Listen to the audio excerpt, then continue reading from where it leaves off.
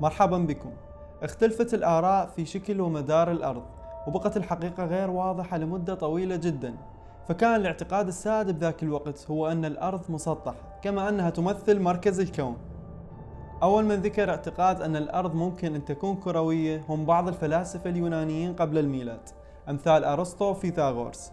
كان فيثاغورس يعتقد بكروية الأرض، إلا أن اعتقاده ما كان مبني على أدلة علمية، فبقى هذا المفهوم عبارة عن خيال فلسفي كانوا الفلاسفة يطرحوه من باب الافتراض.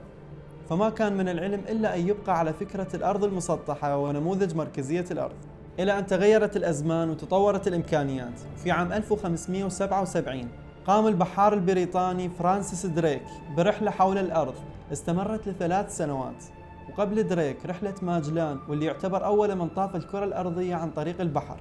فبعدها أثبت العلم أن الأرض كروية وليست مسطحة، وتم نفي فكرة مركزية الأرض للكون. ثم بعد هبوط الإنسان على القمر في القرن العشرين ومشاهدة مدار الأرض من هناك، تم إثبات أن الأرض تدور حول نفسها. حقيقة أن الأرض كروية وليست مسطحة مذكورة بالقرآن ب7 مواضع أو أكثر، وحتى قبل الاكتشاف العلمي بقرون عديدة. ففي سورة الزمر بسم الله الرحمن الرحيم: خلق السماوات والأرض بالحق يكور الليل على النهار ويكور النهار على الليل.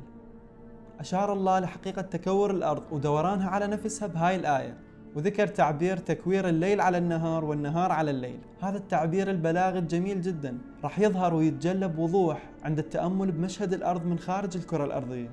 فمشهد حركة الأرض حول نفسها وتكون الليل والنهار اللي طوقا سطح الأرض المكور راح يبان بصورة جدا واضحة، كما أن سواد الليل يظهر مستولي على طرف النهار من جهة، ومن الجهة المقابلة راح نلاحظ بأن ضوء النهار يستولي على ظلام الليل بحركة مستمرة.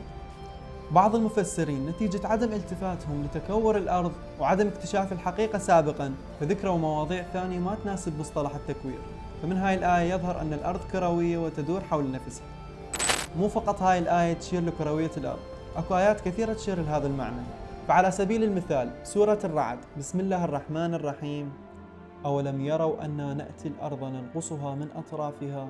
فلو كانت الأرض مسطحة لكان إلها طرفين فقط، ولكان قال من باب أولى ننقصها من طرفيها، لأن الجسم المسطح أو المستطيل لهما طرفان فقط، بخلاف الجسم المستدير أو المكور فإن له عدة أطراف.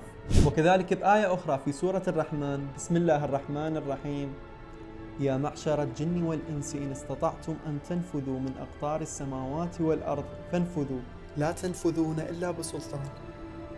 كذلك لو كانت الأرض مسطحة لكان التعبير بقطريها أولى من أقطارها، وكذلك أيضا لكان التعبير من جانبيها أفضل من قطريها، لأن وكما معروف أن مصطلح الأقطار بالعادة يطلق على الأجسام الدائرية والمكورة.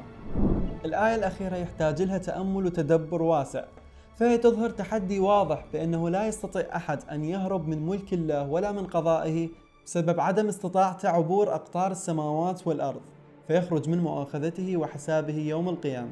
وهذا بسبب حجم الكون الهائل.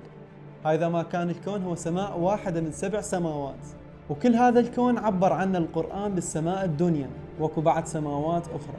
فلا فرار من قضاء الله، والموت ويوم القيامة محتومان لا محالة.